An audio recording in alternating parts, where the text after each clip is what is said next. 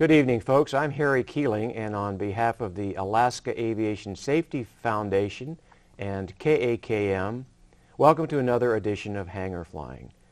Our guest this evening is Kim O'Meara. Kim came to Alaska in 1995 and started out running an air cargo business. But she then transitioned to a very interesting product that we're going to talk about tonight. And I think you'll find, if you are not already aware of it, a very useful device for aviators and outdoorsmen. Kim, welcome. Thank you, Harry. You shared with me the story of how you first got interested in lasers and possible uses in aviation. Tell our viewers that story. Well, you know, it's a funny story. It started back in Halloween 1998. My daughter at the time was 4, dressed as a fairy princess, and had the little fairy princess wand. Well, at the time, my partner, Jim O'Meara, had one of those laser pointers, and he was shining it everywhere, driving us crazy. But what did he do? He shone it through the lens of that magic wand, and it drew a line down our hallway. Well, at the time, we had an air cargo operation. We were flying freight and de Havilland caribous out to rural Alaska, and our niche was short, unimproved runways. Well, of course, most of those weren't lit. It was a real issue flying freight commercially in the wintertime into unlit runways because you didn't have much daylight. So we looked at it and said, I can land my plane on that. One thing led to another, and by December, we'd filed several patents for that first application. The concept being lighting rural runways with laser light. Well, you know, I remember, Kim, when you first started talking about that. But what it really led to was an even more successful product, and that's the Rescue Laser. Talk a little bit about, is that a pointer? Is that a laser pointer? You know, again, we had an interesting series of events. We were doing some testing a few months after that initial light bulb went off, and out at the Birchwood Airport, we were doing some flying in with our pilots. They were coming in and radioing us, and they couldn't see. They were about 15, 20 miles out, and they couldn't see us yet. And so we had the laser where we had drawn a line across the runway, and so we picked up the laser and shone it over in their direction. And just like that, they said, "We've got you." So again, we went, wow, what an amazing signaling device, because they picked up on it immediately. So it took several years of research and a lot of trial and error, but ultimately we've come up with a small handheld laser signal device. It's battery operated, and you can signal for hours on one set of batteries. It's a great device. In fact, I've been a fan of it ever since you developed it. Let's talk about the capabilities, maybe the advantages of it for our viewers. Okay. Now, two old standards are the signaling mirror and the pyrotechnic flare. Talk a little bit about maybe the advantage of the Rescue Laser compared to, start with the flares. Sure. We've all carried pyrotechnic flares, part of the requirement to have a signaling device in your survival gear. The challenge, of course, with the pyrotechnic flare is that after a minute or two, it's gone.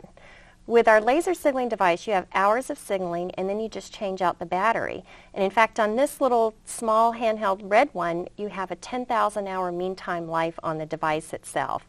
So you can signal for up to 40 hours before changing out your battery, but the unit itself has a lifetime guarantee on it. The second big advantage is that it's not flammable. You're not going to start a fire. You can take it on any commercial aircraft anywhere in the world. I've traveled throughout airport security all over the world and have never had a problem. So you can take it with you anywhere.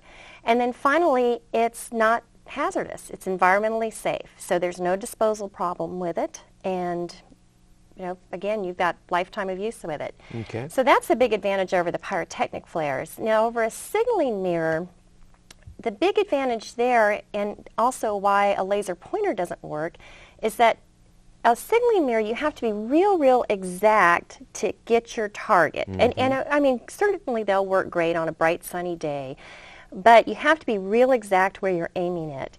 Our laser line has, our laser device has a line that is 6,000 feet long at 16 miles. So you don't have to be a great aim in order to hit your target with it. The other great thing, of course, is that you can use it at night, and naturally a signaling mirror is not useful at all at night.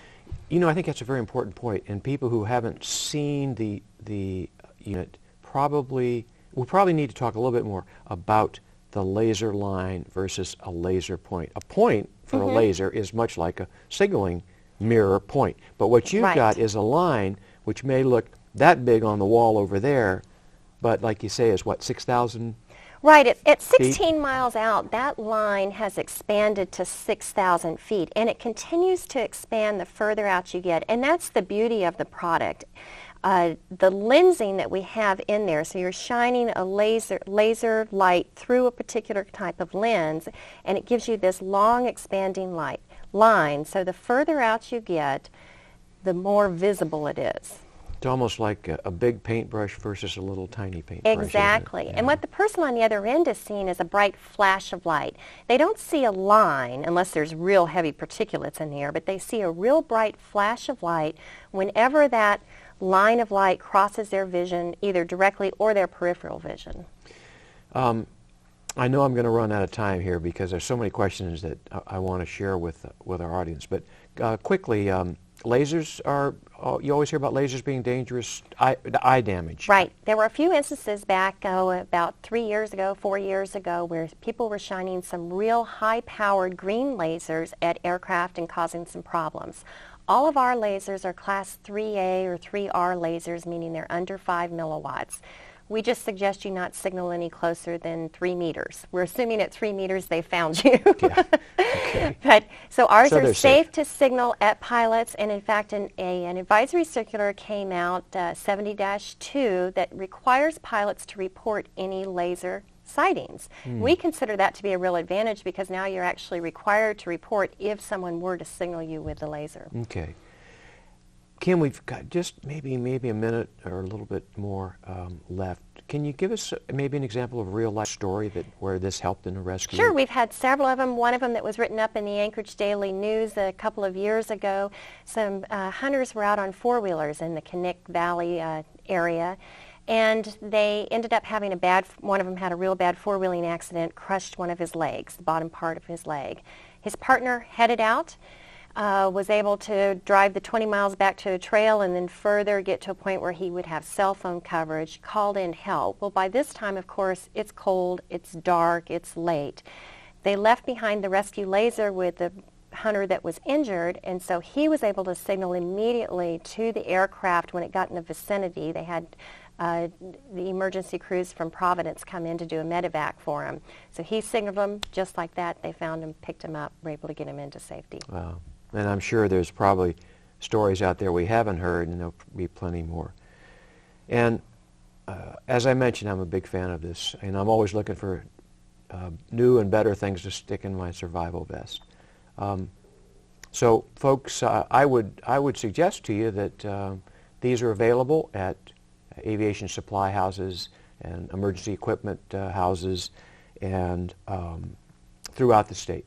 And I would just encourage you to take a look at them and for yourself think about the advantages. Unlike a flare, you can't start a fire with a pyrotechnic flare. You can't start a fire with it, and you probably can't shave with it like you would with a signaling mirror. But I got to tell you, this is a great, great device. So I would encourage you to look at it. And ladies and gentlemen, if you have any comments about our program tonight, I would ask you to email me with your comments, or if you'd like to see someone special on the program, please let me know. And next week, our guest will be Peter Grunwald, a local pilot and friend of mine who's going to talk about emergency maneuver training. Kim, thanks very much for coming this evening. And ladies and gentlemen, until next week, fly safe.